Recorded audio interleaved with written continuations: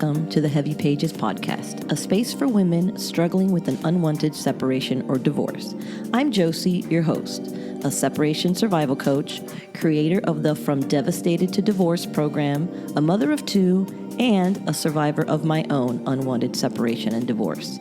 My mission is to help you avoid some of the pitfalls that extended my journey of growth and healing, and to provide you with tips and tools that will help get you to a place of acceptance and empowerment.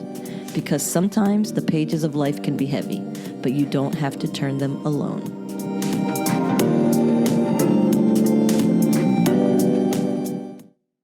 Hello, and welcome back to another episode, another journal entry episode. Thanks so much for following along. I appreciate you, and I appreciate you reaching out to me and giving me your thoughts on this convoluted relationship, or I don't even know what word I should use to call it, but this whole thing that's been going on with Mario.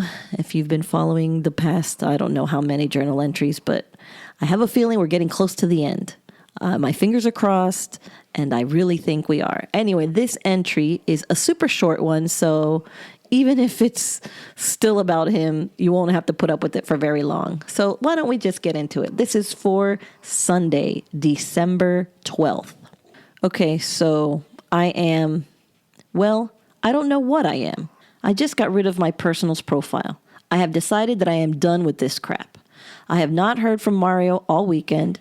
I made plans and I had a pretty good time. Still, I'm bummed that he did not call. Anyway, I do not plan to call, like I said, and I feel bad about myself, but one thing I was thinking today was that I am sad. And I'm sad because I do not need a man to live, but I do need love, and I'm missing that so much lately. I was feeling down on myself because I feel like I am a needy woman. And the fact is that I'm just so lonely. All weekend I was like, I hate men. And you know what? That's not right. I will stop saying that. Mario had a life, which is great. I do not need to be down on him just because of that. He is lucky, actually. He's not feeling sad or lonely. Hell, he does not have time to feel that way. Lucky him. I'm not going to make such a big deal about this anymore. I have plans. I'm sad that I need to do them alone, but I can and I will. And I will be excited about my plans, and you know, I will be fine. I'm going to not make any more plans for anything anymore. Just making life happen for me.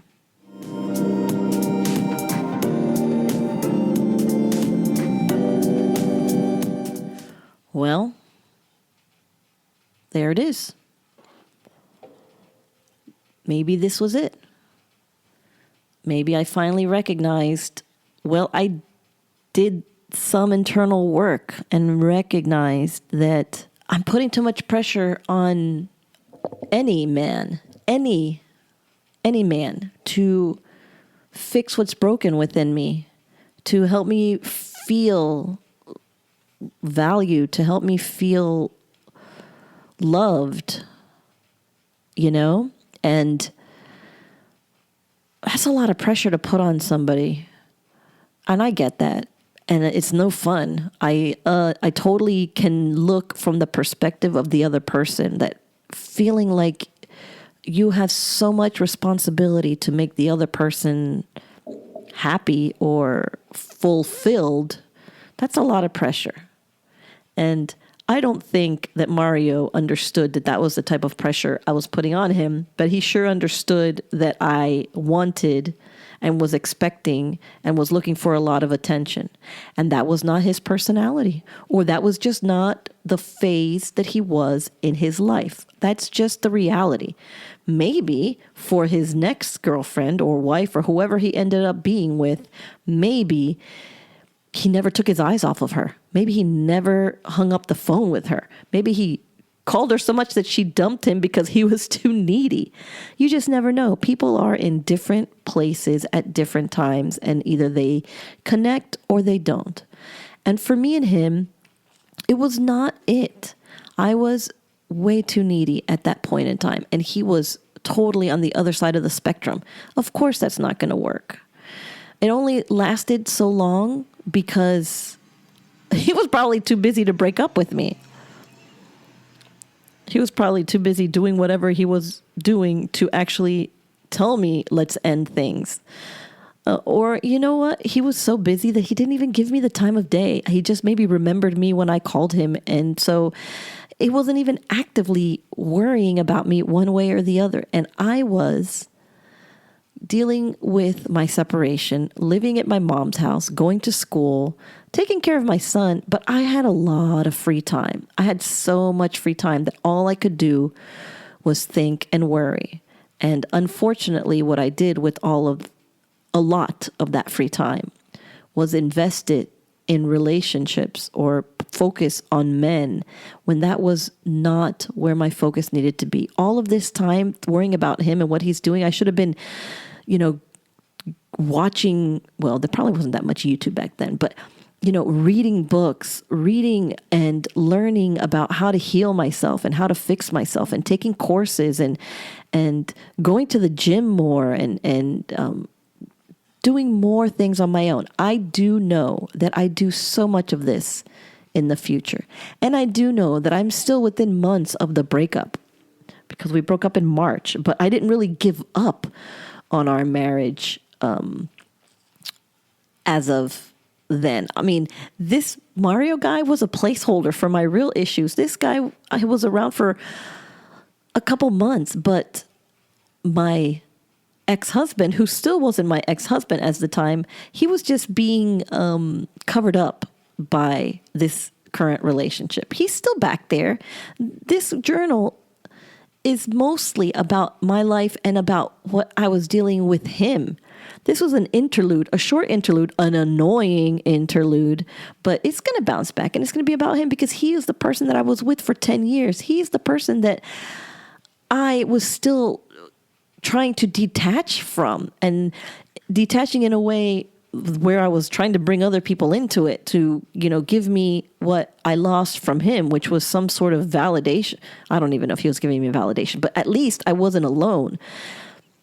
And, I could say I was possibly lonely in my relationship, but I wasn't alone. There was a warm body there. If I wanted someone to hold me, kiss me, grab me, whatever, that was there. He was plenty of opportunity for that.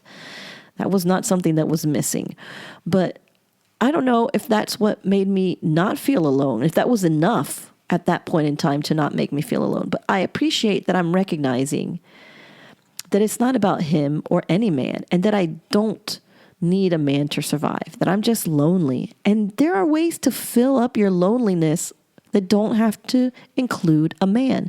I mean, if you have listened to my program that I created after learning all of this, obviously, chapter 3 is Better, Stronger, Loved You. And that's all about you, taking care of yourself, loving yourself, focusing on yourself, building that most important relationship. And when you do that, it's hard to feel lonely. Of course, you're going to be like, well, it would be nice to, maybe have someone to hold hands with. And there are things that obviously you can't do with yourself.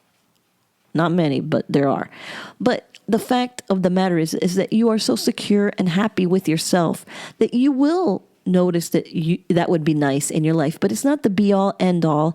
And you're not sad and depressed about it because you have learned how to visualize a very fulfilling life, just you and your children, you and your child, you and your friendship group and your family. There are people around you that you don't have to feel lonely. If it's physical and emotional touch, that's one thing. But the feeling of loneliness, I really believe, can be taken care of by feeling comfortable being alone, by feeling comfortable being your own best company. And so that's what I needed to learn. And I do learn that because I do remember that I have plenty of great years of just myself and my son having a fun time, living life, traveling, visiting, not having to answer to anybody else, and having a really good life together without any man in our lives. It's a great time. I remember that time.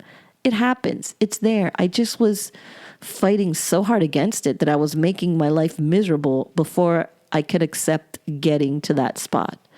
So I am glad that I am recognizing this. I hope that it sticks. I'm glad that I removed my profile, my dating profile, that I'm like, no, focusing on finding somebody is detrimental to my moving forward and to my emotional well-being. And so I'm glad that I can see that here, and I'm glad that I can,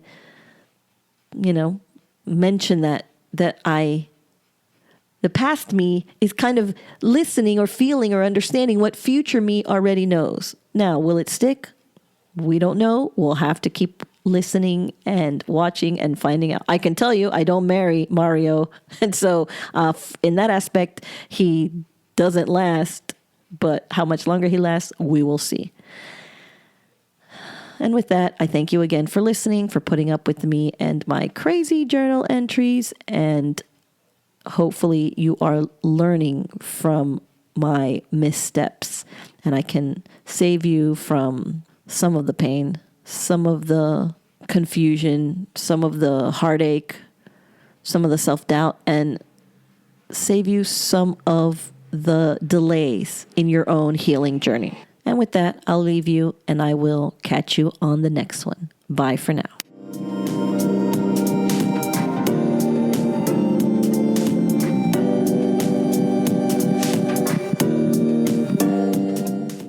That's going to be it for this episode. If you'd like to reach out to me, you can always find me on Instagram at heavy_pages_podcast. And if you found this episode interesting, please consider clicking on that 5-star rating and following so you are notified when the next episode drops. As always, thank you for listening, and remember, sometimes the pages of life can be heavy, but you don't have to turn them alone.